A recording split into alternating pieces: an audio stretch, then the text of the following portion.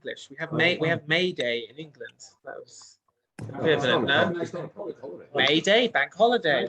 The first Monday in May. May Day. Yeah, we call it May Day. Don't talk to me about sinking ships right now. I still have an hour share to give, Michael. This is quite. It's like May Day is like the beginning of. It's like the beginning. And share to get through. Summer. It's not the beginning of summer, but in England it's like. We are. Yeah, the beginning of the summer season. Okay. Yeah, we have it here. I'll give a brief spin round. I didn't know that. But also everyone kind of the okay. The cricket season. It's all at the beginning of the cricket season. I see. The big thing in the county cricket. 1,000 runs before the end of May. Thank you. And at the end of summer, there are two. We're ready to start, gentlemen, in a moment. Sorry. The last Monday. Okay, we have the time now. I can start learning. Now, I believe we are on page 38, correct. No, 138. Why? Because We're on page 38. on public holiday, if you work on a bank holiday, Yes. then you've got an extra day in review. Oh, I see. And work- Gentlemen, we're ready to start. Yeah, and I'll just so if you work on the Sunday, say working on the Sunday before the Monday public holiday, that meant you were on overnight and you worked a little bit, they worked 8 hours on Monday. Take an extra day out. Does somebody have a knife or something or other? Chain that we can open this? Ready to start, gentlemen. Yeah. Right. Oh, good. Okay. Excellent. We're on page 38. Let me just share screen. Okay. Pardon me. No. Actually, I want to start with what are we discussing right now? We're discussing the laws of Tziruf for a minion. That's what we're dealing with. Welcome back, Alec, as well. Oh, And we're discussing the laws of Tziruf, who can join a minion. I actually want to end with the last quote. Gentlemen, it's nearly Pesach. Try and keep the comments down to a minimum. I'm sorry about that. You guys on Zoom, you don't know what you're missing right now. Oh, excellent Purim Torah. According, you want to hear some great Purim Torah? I don't know if you'll hear it from me on Torah. On Purim, rather. I'm not sure you'll hear it from me on Purim, but you'll hear it from me now. Some great Purim Torah. Which is that? So we know that the whole inyan of drinking on Purim is dafka during the Seudah, and dafka to drink wine, right? You're supposed to drink wine. And the reason wine is because the whole miracles of everything Purim was done through wine. They sat to drink wine. There's the Gezerah. That was the original decree, is the Haman and Achashverosh sat to drink wine. And then the Esther had her wine parties. The original party of Achashverosh was wine. And that's what we do. And the gematria of yayin is sod, secret. So nichnas yayin yatsa sod, and that's the whole idea of Purim. So it isn't really an Indian to drink whiskey on Purim. Right? It's supposed to be wine. However, there might be another reason. I had one of my teachers, Rav Chalaf Waxman, in the Gush, that really there's a special Indian to drink whiskey, because according to the Bal HaMa'or, one of the Rishonim, Rav Zrachia Halevi, you can fulfill your mitzvah of bir chametz through achila, by eating.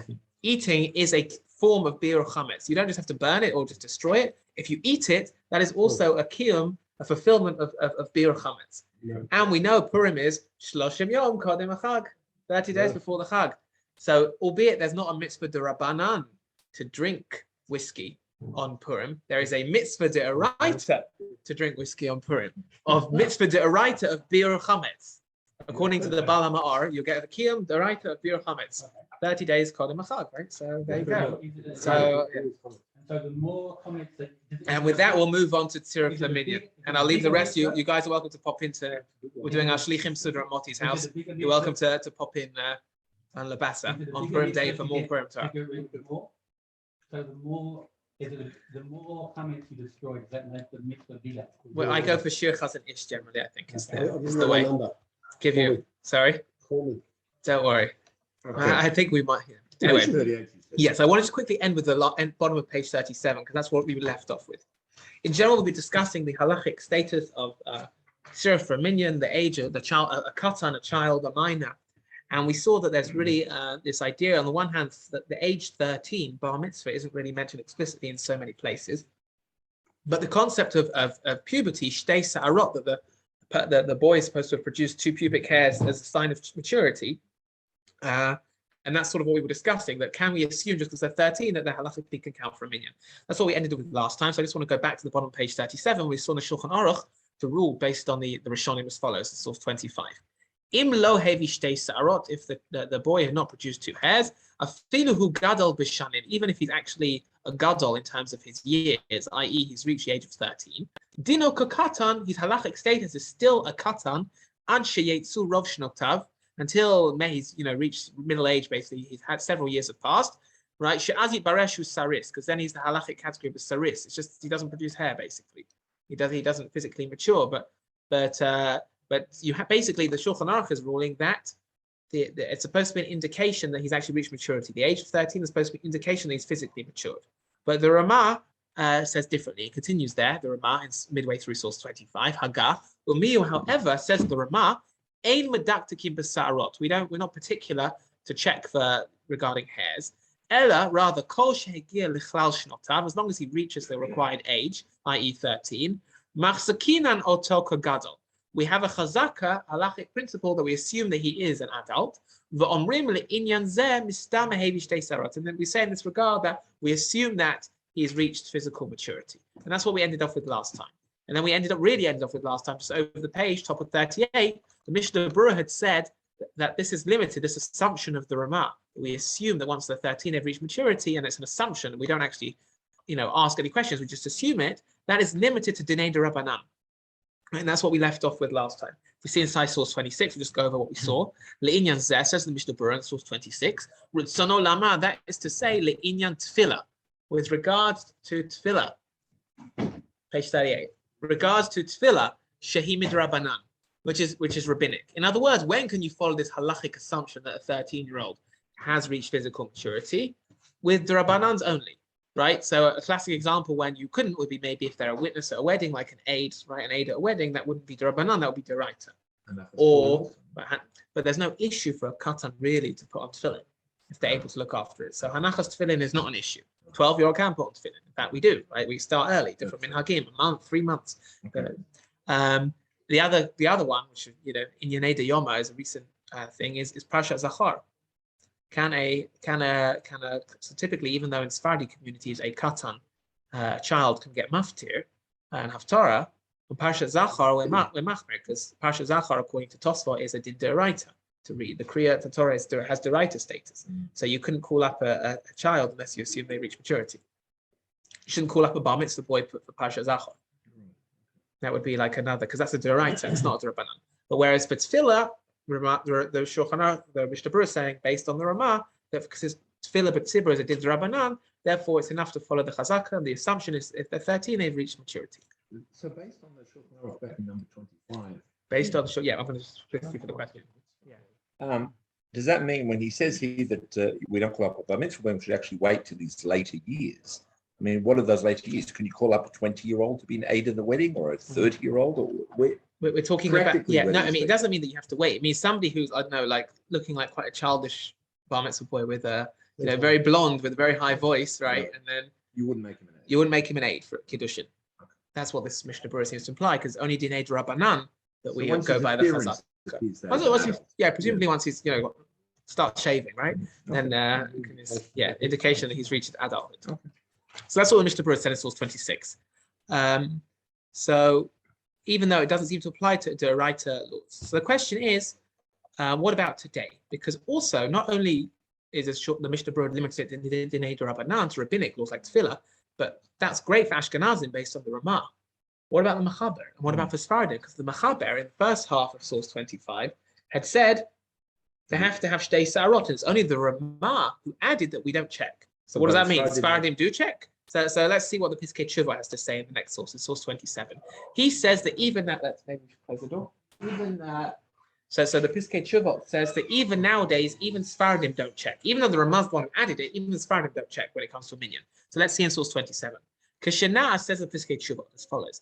Kshena said Yud Gimel Shana, when he becomes 13 years old, but Afilu im Ein Yadua im Hevi Shtei Sarot, even if we don't know if he's developed 2 hairs, Kai Malan Lahalacha, we paskin practically Kidivrei Harama, that like the words of the Ramah that we just saw, Shedino Kogadol, that he's treated like an adult. Va'af Hasfardim Nohagim came, and that's also what the Sfardim have the practice to do. Meaning, even though the Ramah is the one who added it, nonetheless, the Sfardim also do not check this thing. Right? Besides what I said, like the Child Protection Act and the legal requirements of things, it's Sfardim also no heg to follow the chazaka that we assume that no 13-year-old it's okay to count it for a minyan.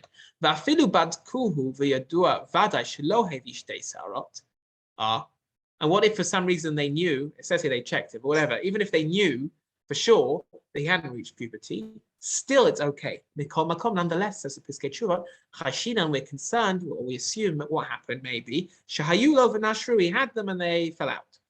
V'chayev b'mitzvah kagadol, and he's obligated in mitzvah like an adult. V'dinei kagadol lehitztarif leminyan u'lechol sha'ar milei derabanan.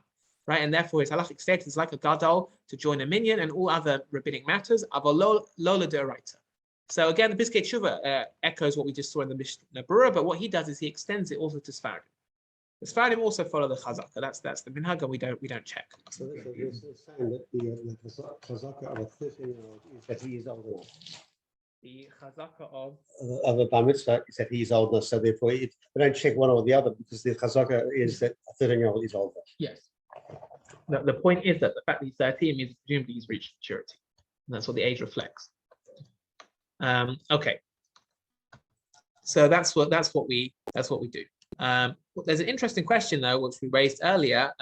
We raised last time regarding a bar mitzvah. What if the child was born in the afternoon, and then when it comes to his bar mitzvah year, and it falls out on his birthday, can he get the aliyah in the morning? Because technically it hasn't been 13 complete years. Mm-hmm. So we saw previously the Mishnah Berurah who allowed it, who said that no, once you enter the 13th day, the 13th year, the first day of the 13th year, even though it hasn't been 30 complete years, it's okay to get an aliyah. Even from the night before, he says you can count as a minyan. But the Piskei Tshuva, in attenuation, he disagrees. So if we go to page 39, in the second paragraph there, it says V'yeshlet Sayen, right? V'yeshlet, you see it on page 39, second paragraph, V'yeshlet Sayen, and it should be noted. Kinaktina lemaisa, that we pass him practically. Shemiyad shimalula udimu shana dinoko gadol. The minute he's 13, he is accepted. He's a gadol. Ukachras rov gudele poskim, like the majority of poskim. V'lo nahagin lahachmir, and we don't have the practice to be machmir. Kasovrim lahamtin ad sheyeh ben yud gimel shana shleimin. Right? We don't have, as I just said, we don't wait till 13 complete years, may 8 la 8, literally from time to time. We don't wait till the same exact time. He was born at 2 in the afternoon. We don't say only at 2 in the afternoon on his 13th birthday is he bar mitzvah. We say already from the night before. We don't say may 8 la 8 mishashin olad, exactly 24 hours later from the time that he was born. The im nola bevein hashmashot, and if he was born during twilight, right, between shkia and seit, yesh linkot lechumra, and we're machmir lechayavo b'hanachat tefillin. So if a person was born between Shkia, sunset, and Seitu Kochamim and nightfall, so what we do is we assume that L'chumra, that he was bar mitzvah the day before, that he should already be putting tefillin on and davening, etc. on the day before. The Efshagam Tzarfola Minyan. And since it's a suffix Drabanan, you can join it for a minyan. So a person was born in Bein Shmashus, you can count it from a minyan on the first day, the earlier day, because it's a suffix Drabanan. A suffix Drabanan, we're usually lenient. So based on that. One sec, we'll just finish it. Since counting 10 people for a minyan is only drabanan.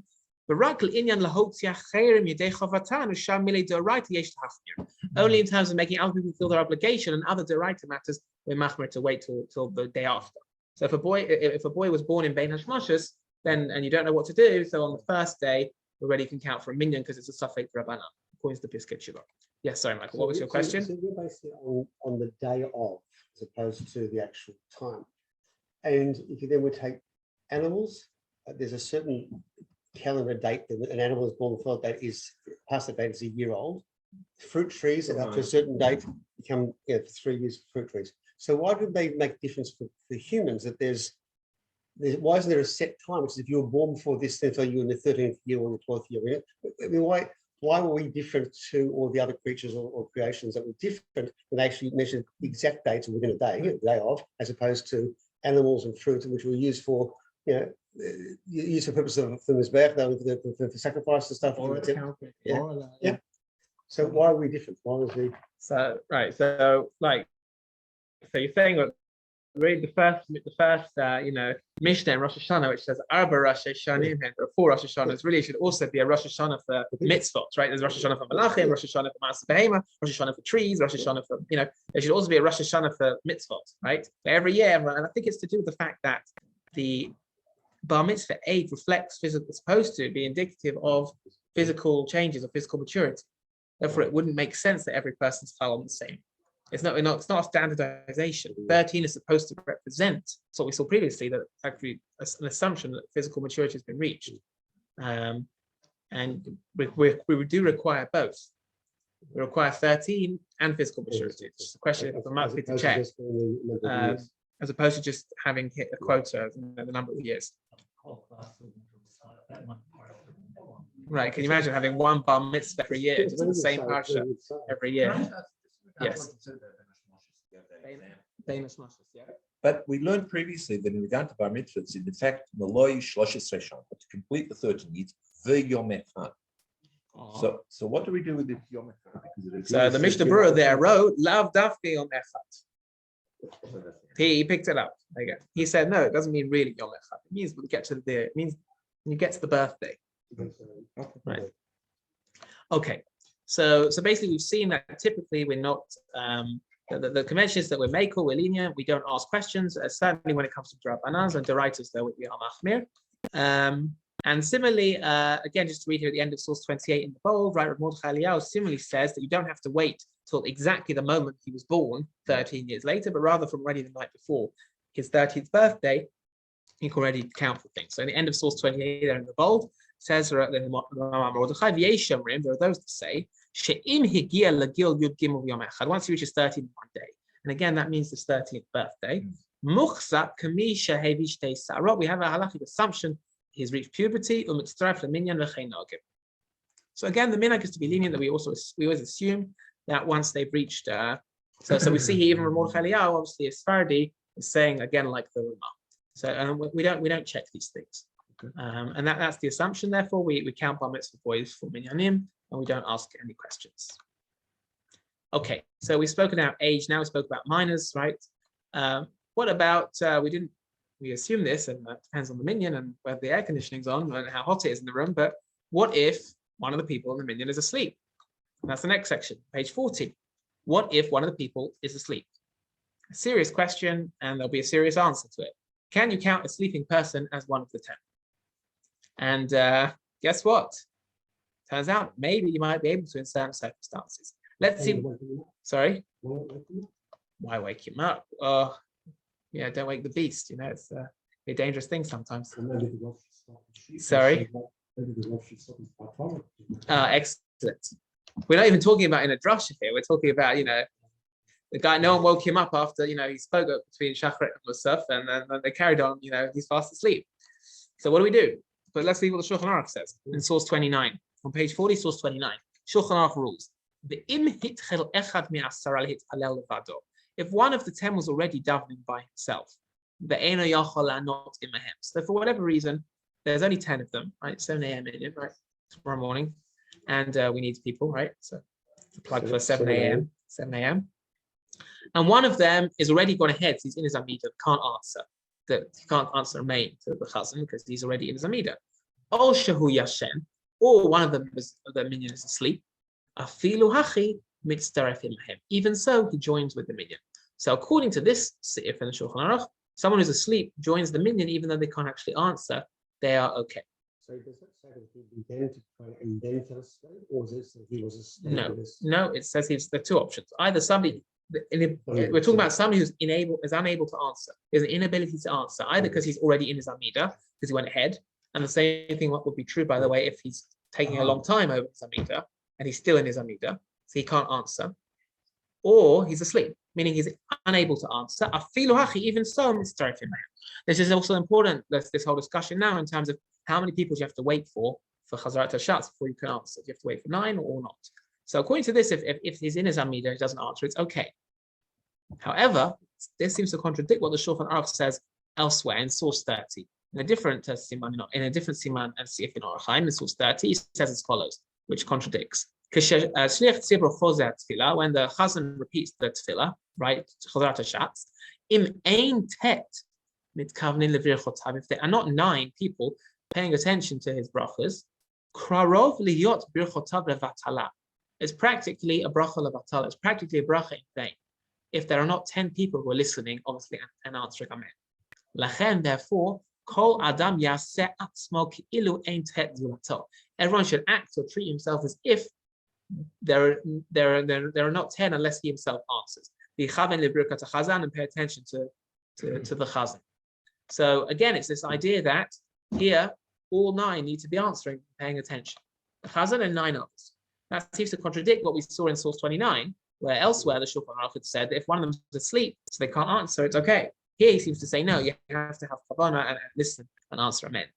And he uses that phrase, karov liyot birchotov levatala. It's almost like his brachos of levatala if there aren't 9 people listening and responding.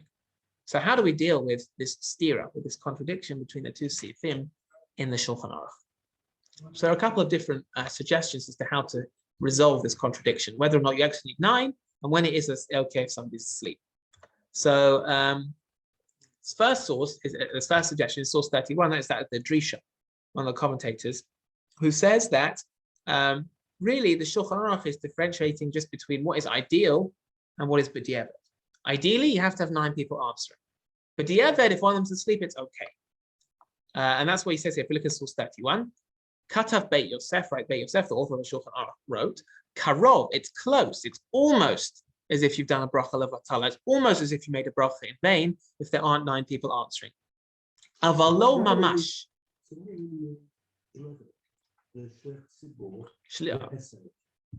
Because you're answering amen as if you're answering to him. You don't need 10 others. You need 10. You need a minion of 10. When 9 people answer amen, it's as if they themselves in some sense have recited the brachas. And therefore you are a quorum of 10. The person reciting them plus 9 others makes 10. So the Drisha resolves it saying that this idea to have 9 others is only an ideal, only a lechatchila. But b'diavad, after the fact, it's okay, right? That's why he says, that's why if we look again in source 30, the Mishnah, the Shulchan Aruch used the word karog, liot birchotov levatara. It's close, it's almost as if, right? Because it's not the ideal, but it's not definite. Let me look at source 31 again. Katav Beit Yosef karog. He wrote karog, virtually a bracha levatala. Avolo mamash, but not an actual bracha in vain. Kikvar katav le'el, because as we saw in source 29, he already read earlier on, Reish Siman Pei. The im hitchil ba'asara, if he started with 10, va'afilu yatzuk tzatan. This is what we've seen elsewhere. This halacha. What happens if you're 10 people and somebody walks out? Va'afilu yatzuk tzatan. Even if some walked out, hashaliach tzibur gomer. You can still you can't finish all of davening, but you can finish chazar hashatz l'shon and a couple of other things. V'gamnit ba'er b'beit Yosef. It's also clarified in the Beit Yosef that afilu tzat yishenu. Even if some of them are sleeping. Oh, misaprim shmuas. That never happens. No one talks, right? They're talking rumors or they're chatting, right? Nattering. Afilu hachi. Even so, hashliach tzibur mitpalel v'gomer tefillah. So even so, the shliach tzibur can keep davening and complete his tefillah.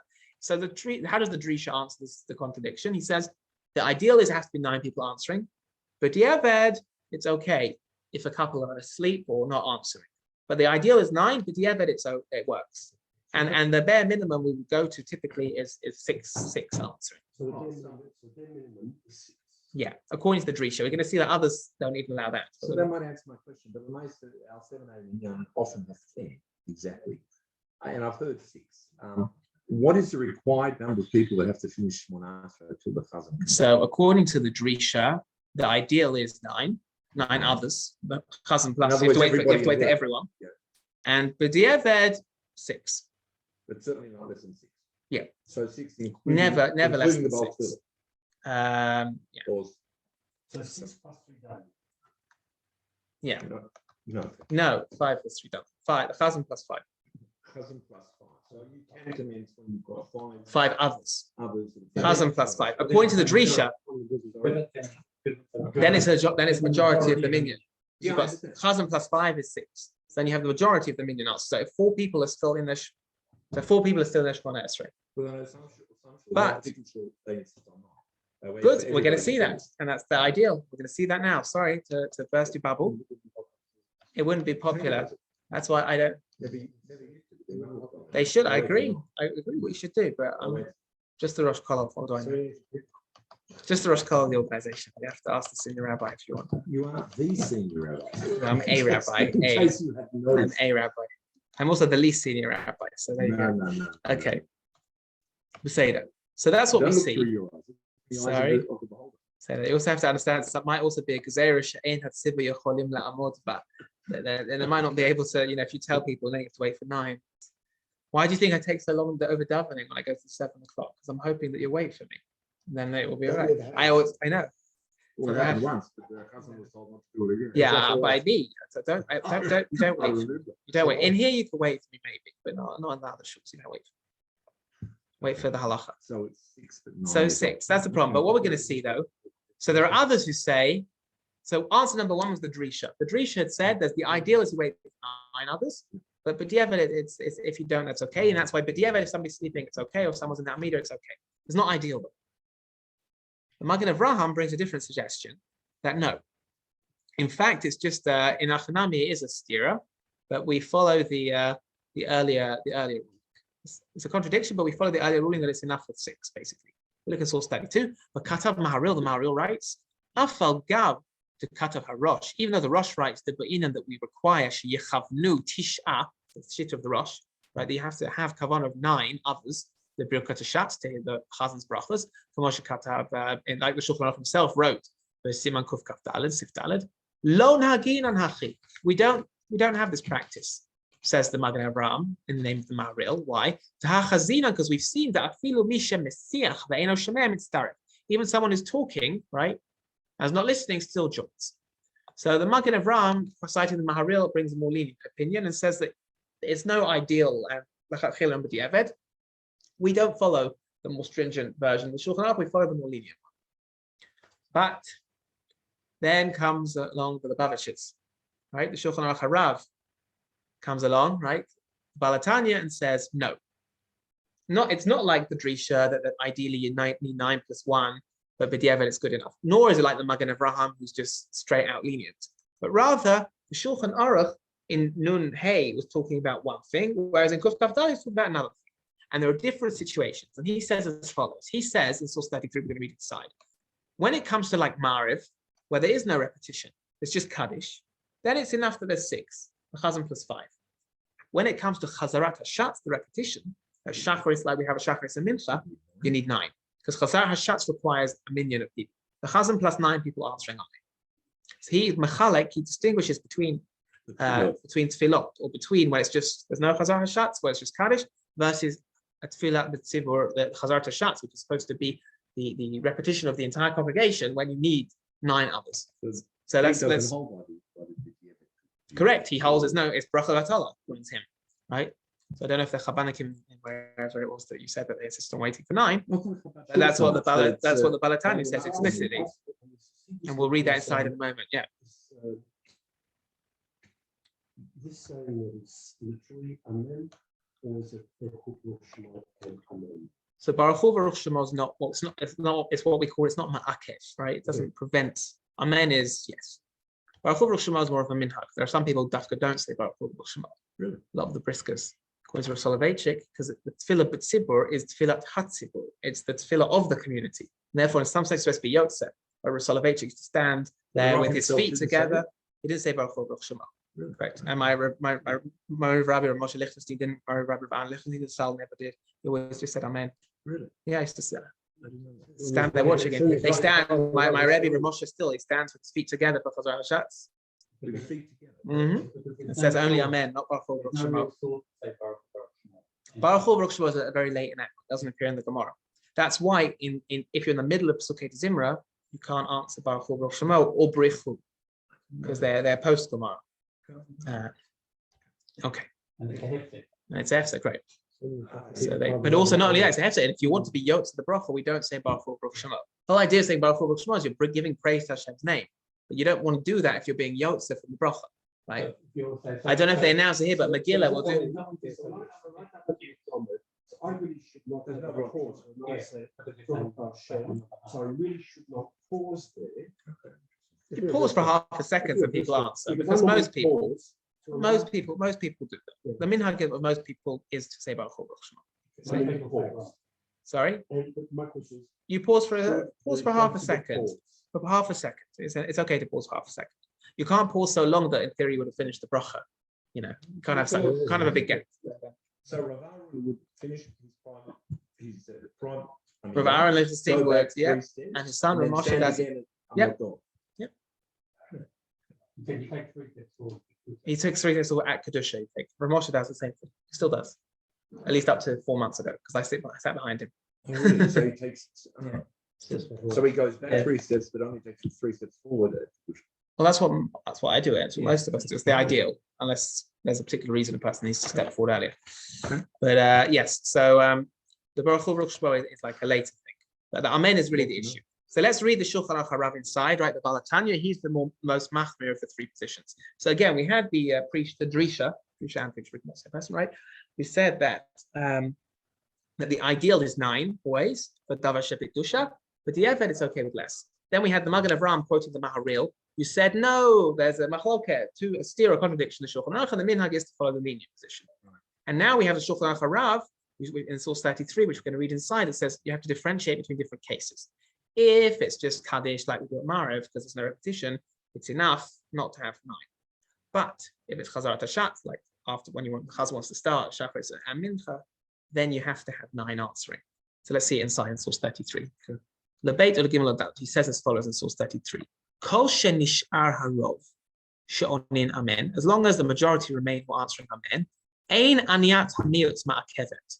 Right, the answering of the minority of the minyan, meaning the other 4, is not ma'akev. Right, doesn't prevent you from being yotza. She'ein amirot davar shebekdusha beyud taloi ba'aniyatam. Because in other things, reciting davar shebekdusha is not taloi on their response of amen. Rak she'yusham, just they should be present. Shnei Amar, as it says, "V'nikdashti b'toch b'nei Yisrael." That apostle we keep saying, "I'll be sanctified within in the midst of b'nei Yisrael." I'll call asara she'em b'nei kedusha shchina shora. On any group of 10 who are subject to kedusha is where the shchina is manifest. Aleihem, upon them. V'yacholim lomar davar shebekdusha. But that is only by other things of kedusha, like kaddish. Aval now gets the bold, but k'shehashatz chozer hatfilah pam beit. But when the Shliach Tzibur repeats the tefillah a second time, i.e. Chazar Sashatz, Sarich Li Zahir Shiutet. There have to be 9 others, Shom'in, who are listening to him, V'onim Amen Acharav, and answering Amen to him, Shelo Yeh Birchotav Levatala. Kamo Katav Siman Kuf Kaf Dalet. Just like Shulchan Aruch wrote in the other source, Kuf Kaf Dalet.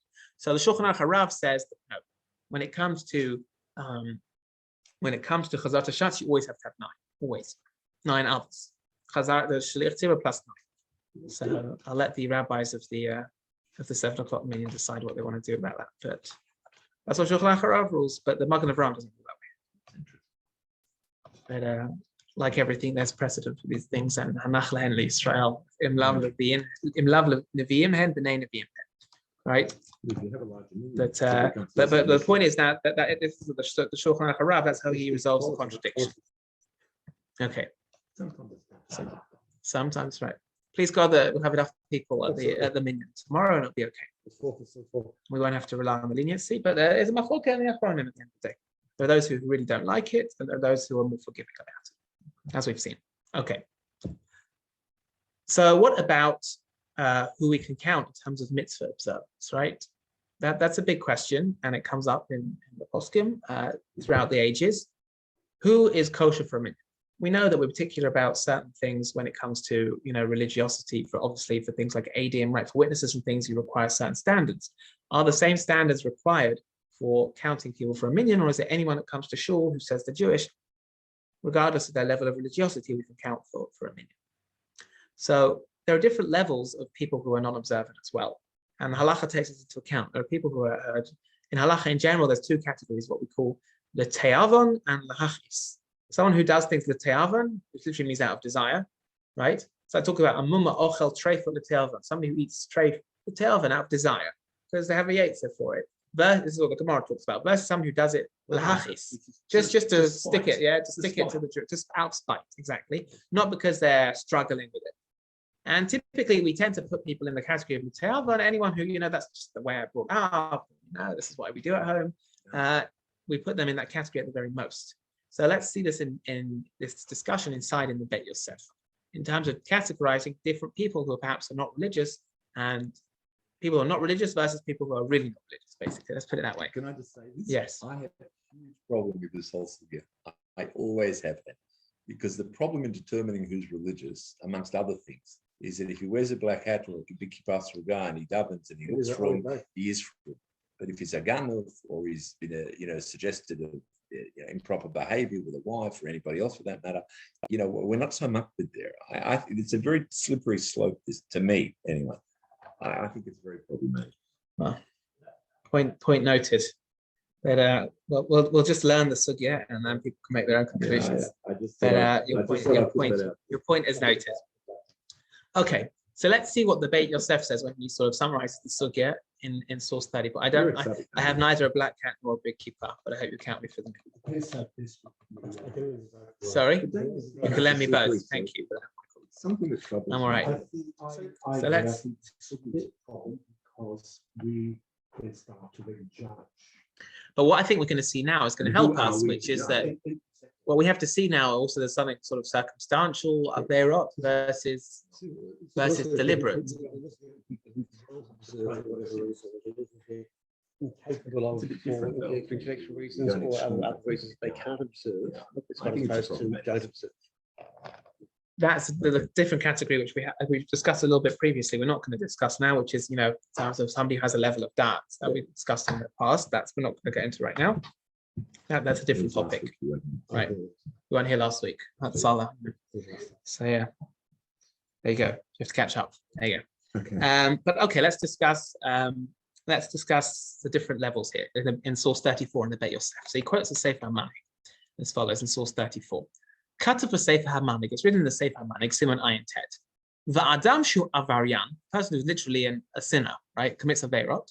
V'lo niduhu hakahal, but the kahal did not put him into cherem, right, into excommunication, me'etzlam, from them. Nimna leminyan asara. So the Sefer HaManhig says that somebody who was not officially excommunicated by the community, even though they are a sinner, so to speak, does count for the minyan, mitzvot, and they're obligated to all the mitzvot. Dichtiv, as it says, ba'achan, regarding Achan, right, who took the spoils from Yericho against the command of Hashem, right? It says chata Yisrael, right, the sin of Israel, a sinner of Israel. Afal pi shechata Yisrael, who, even though he sinned, he's done bad things, he's still a member of the Kahal of Israel. He retains his kedusha, his halachic status as a member of Israel. He doesn't leave it, right? One is basically the sentiment of, in some sense, or how far do we say, once a Jew, always a Jew, and he is still a Jew even though he sinned. We don't know whether he's formed tshuva before. We don't know if he's formed tshuva. We're assuming he's going to go. He's not Shomer Shabbos, done nothing. Right now, according to Sefer HaManhig, if he hasn't been formally excommunicated and banished from the Kahal of Israel, he is a Jew. He is a Jew, and he, for a purpose of minyan, and he's obligated to all mitzvot.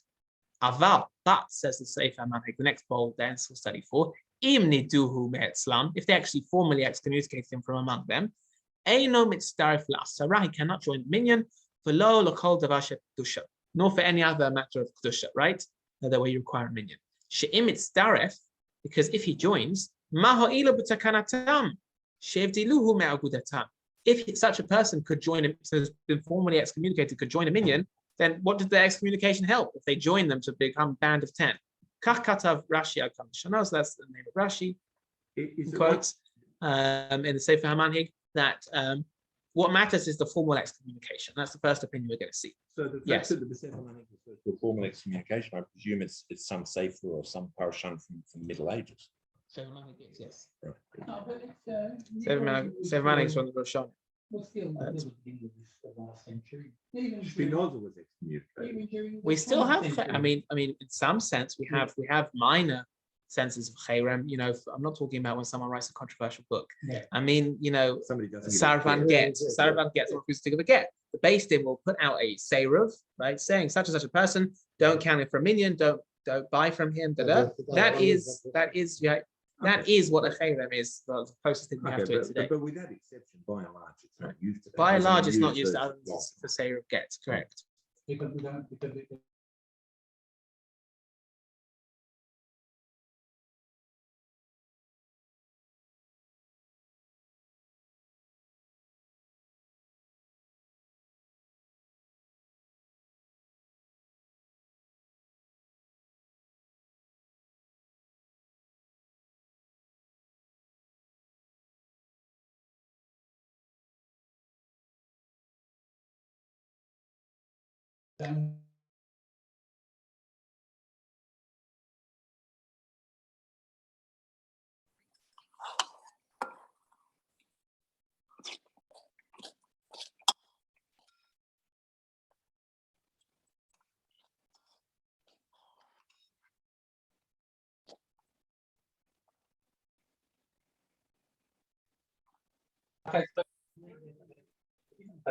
Sorry, I lost you guys there for a minute. Okay, we're back. Okay, so let's continue there. So he continues there in the middle there of which source are we in? What number is it? 34. Source 34. V'chen. So the second paragraph there. V'chen, and similarly, Katup Beferish Rabbi, right? Rabbi Meir Rothenberg, the Maharam Rothenberg, right? She'avaryan she'avar al gzerat tzibur. Sinner who breaks the decree of the community, end quote. If they did not put him in formal cherem, he counts for a minion. With a tshuva acheret katav, and another tshuva he wrote bezel lishono in the following language. This is a really interesting formulation he writes now. He says as follows: Masha katavta, that which you wrote, she'atan nimna, about this person, rabbi who wrote to the Maharam, and said as follows: Masha katavta, that which you wrote to me, she'atan nimna minit palelim at tzibur, that you refrain from davening in a community, in a minyan, but od ha'ishahu shema'al b'cherem b'beit knesset, that you refuse to daven in a shul where somebody basically, what's the word they use here, misappropriated from the holy stuff in the shul, playing around with the stucco or misusing the equipment of the shul, and you don't daven in that minyan. Says the Maharam, hinezo chumra yatera, it's an unnecessary chumra, shelo kiblu alehem hakahal, because the community never accepted upon themselves to put him in cherem. Ela shelo yitztaref ba'asara, that he shouldn't join the count of 10, o shelo yitpalu imo, that they shouldn't daven with him, toch arba amotav, within 4 amot of him, that within 2 meters of him. Avachutz la'arba amot lo. But if they didn't put him in official cherem, then there's no issue to count him for a minion. Ve'ein ze asur lo midin Talmud v'lo b'meduna v'lo b'muchram. Right, there's no prohibition neither from the Gemara nor from any laws of cherem or banning, v'lo gam b'kabbalat kahal, nor by the kahila accepting it upon themselves. In other words, the conclusion based on everything we've just seen in the Beit Yosef is that the criteria is a formal excommunication is the only thing that would seem at this stage to exclude someone from a minyan. Now, if we go over the page, source 35, this is exactly what the Beit Yosef, what he just quoted, he now brings in his Shulchan Aruch in source 35. And he says as follows in source 35. Avaryan she'avar gezerat tzibur, a sinner who breaks the decree of the community, o she'avar aveir, or committed any sin, im lo niduhu, if they did not put him in excommunication, nimna leminyan asara, he counts for a minion. However, in the next sif there in source 35, he says, menudeh, if he was actually put in cherem, ein metzarfinu tolachol davar shetzarich asara, if he was actually formally put in cherem, then we don't join him for any matter which requires a minion of 10. Aval mutar lehitpalel b'beit knesset shu sham, but nonetheless it's mutar to daven in the shul where he is there. Ele im kein pershu lahachmir ala pakach, unless they were actually machmir that you can't daven in the shul where he's in. But to count him, he shouldn't be counted for a minion if he's in formal cherem. So what we see from here is that everyone, no matter whether they sinned, counts as for a minion, according to the Shulchan Aruch, and it's only if they were put in formal cherem that they shouldn't count. So the question is, what is a gezerah sibur? If the community put up, Rabbanim, the community put out a certain gezerah on something or other, meaning post Gemara time. Can 10 people in cherem from their own minion? Can 10 people in cherem from their own minion? Well, it's a pretty bad community if we've got 10 people in cherem. they've all been excommunicated. Do they classify as a minion or is it? It's not even Purim yet, but I thought it's a good one. No, it's nice. No, because not allowed to delve with because they're sharing from each other. Effectively, 10 people who have lost souls effectively of that community, but they form There's a great quote Ramban uses at the beginning of Parshat Kedoshim, which he says someone is the whole word of Kedoshim to you, that you should be Kedoshim. So Rashi says it means pushim to you. You should be abstain, separate yourself from worldly desires. Ramban takes a different stance. He says it means you shouldn't be, in the words of Ramban, it's a great quote, Naval b'rishus Torah. Naval b'rishus Torah. You shouldn't be disgusting or an abomination, like a glut kosher abomination. Yeah. So these guys have been put in chayrim, but they want to daven with a minion, right? They're all sarf and they get, but they really want to daven with a minion. Like, no. Don't be a Naval b'rishus Torah. First sort out the nevela in themselves, and then they can deal with the minion side of things. First, they should give the get or whatever it is they put in chayrim for, and then I'm not going to deal with their shilas. There's an expression in Yiddish that summarizes that.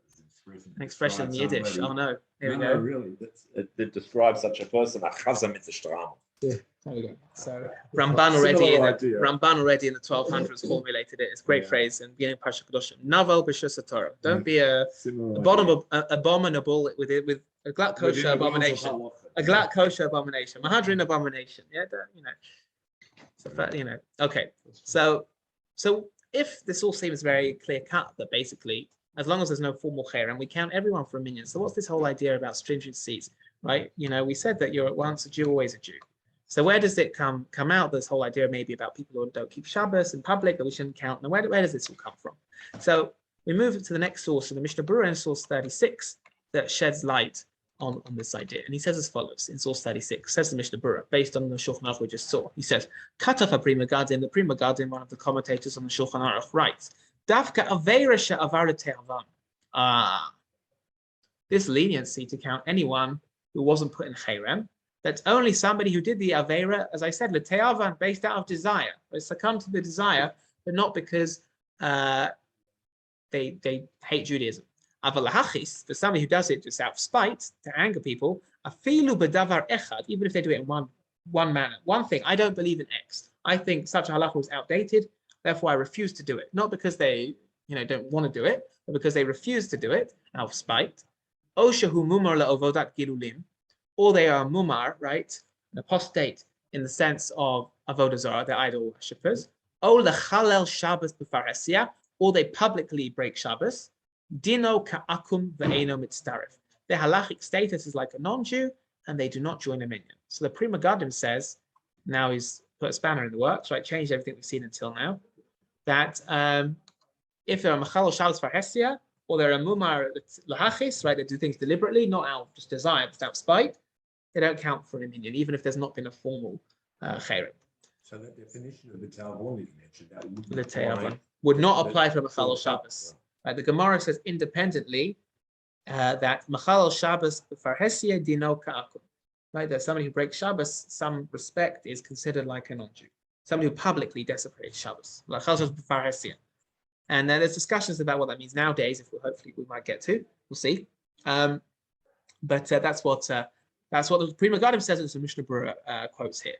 That Machal Shabbos in public is like a non-Jew and should not join a minion. That's a bit of an issue which we have to work through. In the second paragraph, then, source 36, so Mishnah Berurah goes further, and he says that if they didn't put them in, the Shulchan Aruch said if they don't put them in chayrim, it's okay. He says that in the second paragraph there, in the source, he says, Afilu aveira shechayev alea mita. Even if it's something which merits the death penalty, if there's not been a formal chayrim, it's okay. V'hatam, what's the reason? Dichtiv ba'achan, because it says by achan that we saw earlier, Chata Yisrael, afal pi shechata, even though he sinned, Yisrael, who is still a Jew, and retains his sanctity as a Jew.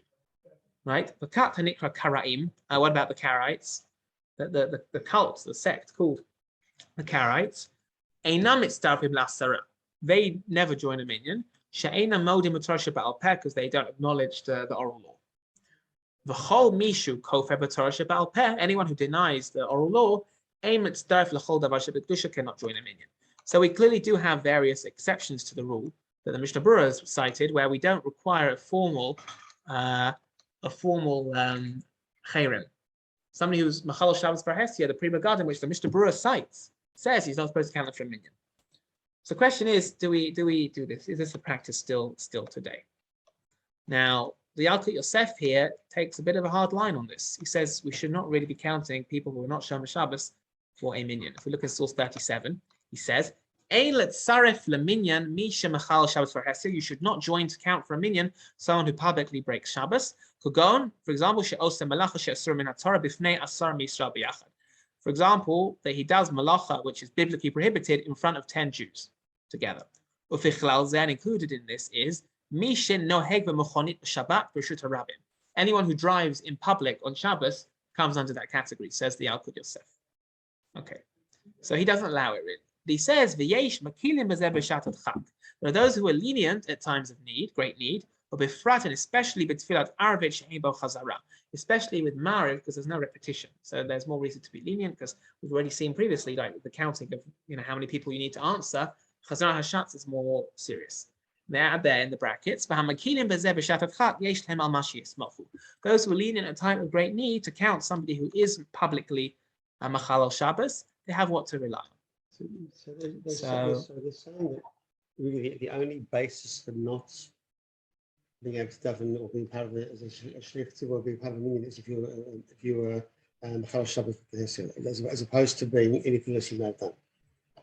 So there are a couple of, one was Avodah Zarah, the other one was Machil Shabbos because of what Shabbos represents in Jewish identity, and the third one, which we saw at the end there, was anyone who denies one of the basic principles of Judaism, like someone who denies the Torah Shabbat Peh, right? So that was like one of the sodas, right? One of the foundations. So 2 examples. A few years ago in Sydney, I was down in Sydney and I was saying Kaddish, and there's someone going to the Omid in a shul that had been associated with legal problems, moral behaviour, and with the press, and basically ended up. Why are you davening in that shul? Well, that's no. I was in the shul, and this person came into that, moved to that shul because the other shul wouldn't have any, came to end up saying Kaddish.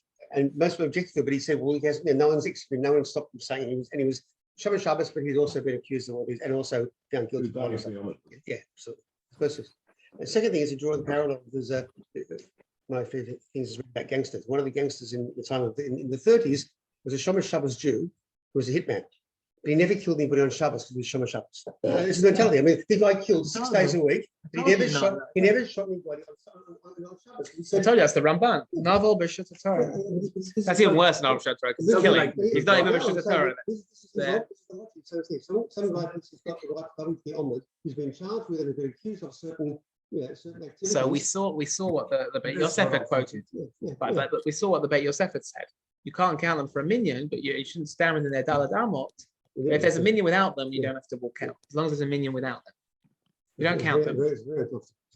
So I often feel this way sometimes in you go to an airport, and especially when you land in London, and you're like on a plane or whatever from Israel to London, whatever it is, and they want to do a ma'ariv, and you can tell that they're looking for somebody who looks a bit frummer than me to be number 10. They're looking for someone who looks a bit, that's Hasidim, whatever, looking for someone a little bit more. So you're a bidiyah. I'm a bidiyah. Well, what can you do when you're in Heathrow Airport? Okay, so the Yalkut Yosef does not like counting it, but does not like counting Machal Shabbos for Hesia for a minyan. Only Shas Chak. There are those who allow it. But this was not the precedent which was fixed in Ashkenaz, certainly in Germany, in sort of the 19th century. Malam Nahoel, right, with David Tzvi Hoffman, was presented with the Sheila, and he says that there's a more lenient stance to be taken on this. So let's look in source 38. Malam Nahoel says as follows. Hoffman was asked as follows: Sheila, question. The minyan shalanu, in our minyan, yesh echad or shnayim is 1 or 2. Shemechalim Shabbos b'Hesia, that publicly break Shabbos. Lo levabim lachatam ki em gam osim mukmar, right? But okay, say that. So they were pretty bad. Not only just in the malacha, but they're osim mukmar. There's some sort of incense. But filu kiddush v'havdalah, they don't even do kiddush and havdalah. They're not even what we'd call in modern terms masorati. Right? They don't even do kiddush on Friday night or havdalah. Can you count such people for a minyan? So he answers as follows: Rapov. Tshuva. He says, Ra'iti b'shus Rashbam, Shehevi b'shem Shadar Tzion, Shizehu dafka b'mumar lahachis u'b'yamino eino sin lahachis. U'b'yamino, sorry, thank you. Eino sin lahachis. Too much whiskey. So dafka with a mumar lahachis. But nowadays, there's no such thing as somebody who does things lahachis, out just to annoy people out of spite. There's no such concept of lahachis nowadays. That's what he says. The Tamuan, it's astonishing. The lahachis afilu ba'echa mishar beirus emet sarvul. Because when it comes to lahachis, even with one mitzvah, one of the averus, one mitzvah that you're not doing, you don't join such a person with a minion, as we've said, right? Kabavua b'prima gadim hanal gam hevi b'shut rashban b'shem likutei chaver chelik hey achrei shegavru ba'alei zera ein koach be'edin laharid kohen. Okay, so also he talks about once the ba'alei zera, right? The people of power, strong-armed people, right? Literally have basically they prevailed. You can't remove Cohen, right? Such as like Cohen Kazeim Olel Duchan, right? There's not so much you can do practically. We can sit there arguing about it at the bottom of the bima, but in the meantime, the guy's gone up in Duchan. So there's a genuine debate around this, specifically in Ashkenaz. And over the page there, V'ayin Sham Od B'Siman Kuf Lamatet Shiva, right? Marvaro, go on, right? Of Mannheimer, Chaim Tzvi Mannheimer, Zal, B'Shem Hevi, the Shut Mahari Assad, Shemachala in the bold there, Shemachalei Shabbatot Bizmanenu, right? That those who break Shabbos nowadays, Kol's man shelo heidu alehem bifnehem, ubifneha beistin, as long as they haven't been made, testified before them, like Adam with Hasral, given them formal warning in front of them, and in front of beistin, Shechelalu bifneyu Israel, that they've been Bechal Shabbos in front of 10 Jews. Ein osrin yain b'maga'am. There's no issue of stam yaina, right? There's no issue of wine which they touch. There's no issue of drinking that wine. In other words, that if there's not been a formal issue, raised by, there's not been hasra, warning by Adam, and Adam haven't testified against them based in that they are publicly Shabbos public Shabbos desecrators, that we don't also their wine like we would do with non-Jews. Sheyesh harbe achronim sobran, because there are many achronim who hold the had the mumar lechal Shabbos have a mumar lechol Torah who rak midrabanan. That this rule that anyone who breaks Shabbos is as if they break their mumar, apostate for the whole Torah. That's only with rabbinic. That's only a din drabanan. It's only a rabbinic law. And there's a discussion about this. And he says as follows: Hayot semikol hanal. So the conclusion of all of that is she'al pi din. That is strictly speaking by the letter of the law. Machalal Shabbos b'farhesia ein mitzaref l'minyan. Strictly speaking, someone who breaks Shabbos publicly should not join a minyan. Ach bisman hazeh no agin lahakel. Even so, the minhag nowadays is to be lenient. Af be'eretz, right? Ungarn, right? Hungary. Right? Ungarn is Hungary. But kumasha katu be'eretz Ashkenaz, so to in Ashkenaz, i.e. Germany. Meaning the minhag was in Hungary and in Germany that even though strictly speaking it's difficult, nonetheless we do join some people to a minyan. The question is, what do they have to rely on? So I want to skip, just with time, I want to skip to the bottom of the page there, the bold. Right before it gets bold, the word before that is ve'efshar, and it's possible, he says there, ve'efshar shesamchu al zeh. So what do they rely on? And this is the more famous opinion, that of the Binyan Sion, who says as follows: perhaps they relied al zeh, mashe katuv gam kein b'shut Binyan Sion achadashot. Perhaps they rely on the famous opinion of the Binyan Sion, Siman Kaf Gimel, shemachalalei Shabbat bizmanenu nechshavim k'tzat Ketinok shenishba levein hanachrim. This is the halachic tshuva of the Binyan Sion, which they like to quote all the time, which says that what? Yeah, that nowadays the halachic status of those who are brought up non-frum is like a tinok shenishba. They're like a child who was a baby was captured and raised among non-Jews. In other words, that's all they know. It's not their fault. Mipnei, right? And that's what he says. It's mipnei sheba avonotenu haravim, because due to our many sins, Rov Yisrael Barat Seinu Machale Shabboshem, right? He's talking, most Jews in our land are unfortunately not from. And that doesn't mean that they're doing it in order to desecrate our and make fun of our our laws or our faith. That's just the way they were brought up. So this Binyan Sion is often thrown around, and he explains that might be what we we're going to have to end there because we've got Mariv now. Binyan Sion, yeah. 1800s, maybe 18th century, late 18th century. Yes, Manny, because I have to go to Mariv. You're on mute. You're on mute. We're going to go to Mariv next door for those who are here. Yes, Manny. If you go go to a school like a majority of Australian Jewish children who go to day schools go to, they are really within the gather of Tinoka Shenishba, because very few of them understand halacha, even few of them know halacha, and they're not in a misgeret where you've got teachers who can sit and explain. So this is a very, very dangerous halacha, because it says, it tells us that we are now raising a door of Tinoka Shenishba, according to this Binyan Sion, because this Binyan Sion was in Germany, if I'm not wrong, and he actually said that the majority of kids already were 2 generations away from a yeshiva education, were down the track. Anyway, I'll leave it at that. We'll leave it at that. We'll continue next week. We'll see Ramosha Feinstein. Ezra Hashem also has what to say on the topic, and we'll continue there next week. Ezra Hashem. Have a good evening. Take care.